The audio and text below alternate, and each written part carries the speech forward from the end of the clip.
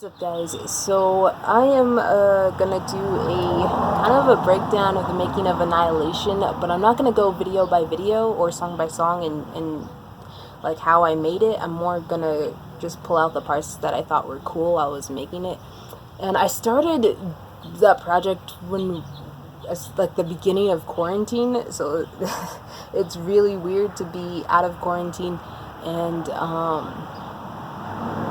still doing the project because I feel like the energy has kind of moved on, and I felt it like at the end. Quarantine had ended and I still wasn't done with the project, but like I was so over the project already because I was like the energy just wasn't there anymore.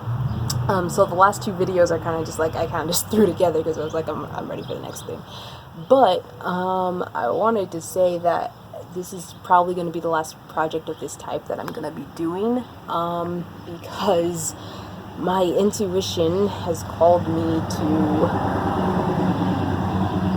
go in a completely different direction and pretty much tear down everything that I've been building to start over from scratch. And so when I say scratch, I mean like literally scratch. I'm going to be getting rid of everything that I own. I'm keeping my motorcycle, I'm keeping my car, I'm keeping gifts that I've been given, and I'm keeping essentials. So other than that, everything else is gonna be going. I'm either gonna be selling or giving away, and stepping into a new stage in my life. New adventure, as in just kind of like jumping off a cliff into the unknown to try something different and in something different. So I'm probably not going to be working on music for a while. I'm just going to be spending the summer getting rid of stuff and ready for something new in fall. And I don't really know what it is right now. I'm just following my intuition. So as crazy as that sounds, yeah, I just wanted to say that before we get into the making of Annihilation. Alrighty, so I came up with the visual concept while I was still working on the music for Annihilation. I have this TV in my workspace that I've been using for my dance videos, right to the right of my desk. And usually when I'm working at night, I like to burn candles instead of using my overhead lighting. And you can see the light reflections created this really cool prism, like rainbow prism around the lighting. And so I was like, okay, we're going to use the TV as the canvas and create kind of this live light show performance type thing. So that was the secret behind the kind of foggy, smoky, blurry glaze. So the other technical element that kind of gave it the look that it has was, instead of using a wide angle lens like I did for Dance Fight, I decided to film with an 85mm, and I was working in a pretty small workspace because the room that I work in is so small, but because I was filming the reflection, it pretty much doubled my filming distance, so I had a bigger depth of field that I could work with. Now, again, I had really limited lighting, but, I think it turned out really cool. I pretty much used a combination of LEDs, work light that I had, an LED strip, and my door has a light on the top of it that kind of acted as a side light, backlight type thing. And I usually filmed at like 5 o'clock in the morning or like 7 or 8 o'clock at night when the sun was going down, so the lighting wasn't too harsh. BCD was the first song that I wrote for this project, and it fueled all the other songs. It was the first video that I shot as well, and I shot this video, not the walking around parts that you see here, but the other parts I shot while sitting down, and it was so difficult. I was pretty much just like bouncing on my butt, and it's really weird to explain, but it was because the lighting, my work light was sitting on my desk and I was sitting in front of my work light, and the camera was behind me off to the right. So the reflection was there, but as soon as I moved my head like 2 or 3 inches, the lighting would hit the lens, and because it was an 85mm, the lighting was out of focus. So it just created this like live light show with my head and my movement.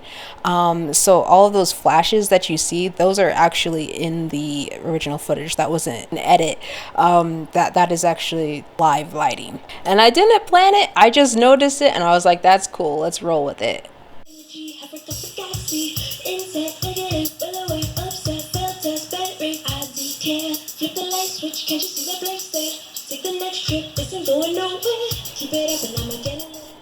Random story, for some reason distro would not let me name this song GTFO in all capital letters. So I had to name it GT Foo, and for some reason they let me capitalize GT Foo, and I don't know why. So I had to change the name at the end while I was uploading to Spotify. That was ridiculous. But anyway, for this one, I used my same work light as I did for the last video for this one to light my face, only I had it on top of a box so I could actually stand in this one. I had fairy lights around my collar and down my jacket that created like this Morse code with the lighting. And architecture of my workspace, it's not just a square room, it has like really weird ledges and twists and turns and overlaps because it was an add-on to the rest of the house. So I took advantage of that and put an LED strip on my back ledge, so it kind of gave it this dystopian like Gattaca feel because the lighting strip was out of focus. Now, when I was younger, I promised myself I would never write a spelling song because I thought they were cheesy as hell. But I ended up writing a spelling song and it fueled the inspiration for the lighting on this next take. So my thought process was, okay, letters, texting, phone, let's use my phone to light. So I flipped my phone around, turned on the flashlight and had it pointing towards my face, and I had my thumbs over the lighting, so it created this live light show. So I had my head moving, I had my body moving, I had my thumbs moving, and I had the phone in my hand moving. So it was like just this live shadow light show thing that created some really cool movement and some really cool reflections that were completely random in how they turned out.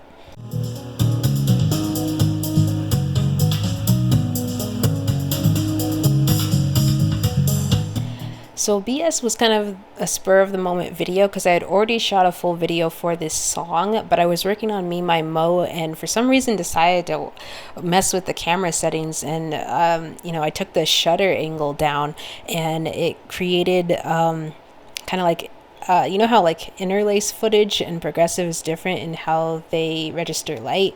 It created the kind of like the alternating strips that you see on the ball here. And then I composited the original video that I shot on top of the ball, and in that original shot the window light in my room is reflecting off one of my poster boards, and so it created the reflection on the side of the ball that makes it look like it's a crystal ball. And that's what like completely just blew me away. I was like, holy crap, that's so awesome. And again, it was just a spur of the moment thing that I recognized, and I was like, that's cool, let's go with it. Also, when you're filming by yourself and you have a depth of field that is so shallow because you're shooting wide open, it was really easy to get out of focus, and I like the aesthetic of that, but I also had to keep my monitor really close so that I could make sure that I was in the right place. So in this song and Me My Mo, I use my monitor as a prop.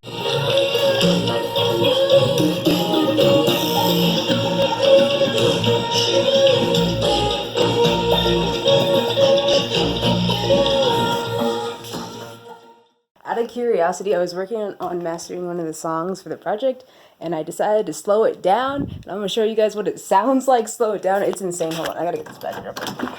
But just listen to this.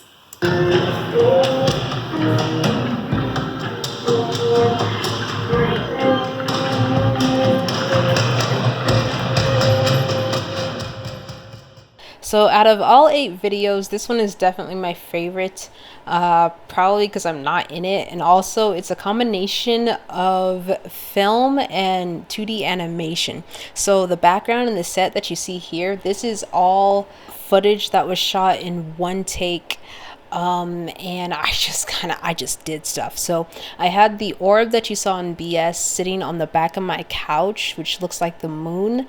And then I took the tops of my microphone, like that part that stops the P's and the B's, I set them on top of the couch. So that black line that you see is the back of my couch because I took the cushions off. And I laid my white screen across the couch, and I was standing on the side, shaking it like a bed sheet. And where it fades out and fades back in, it's because I'm walking in front of the camera to get to the other side of the couch to change the LED color. And at the end, before the song ended, I had this idea to take my work light and turn on the spot instead of the flood, and just kind of like move it around the space, and it looked like a searchlight. So when I added the 2D animation, which was just a commercial free stock footage of a soldier running, the light didn't touch the soldiers because they weren't a part of the original footage. So it just worked out so well.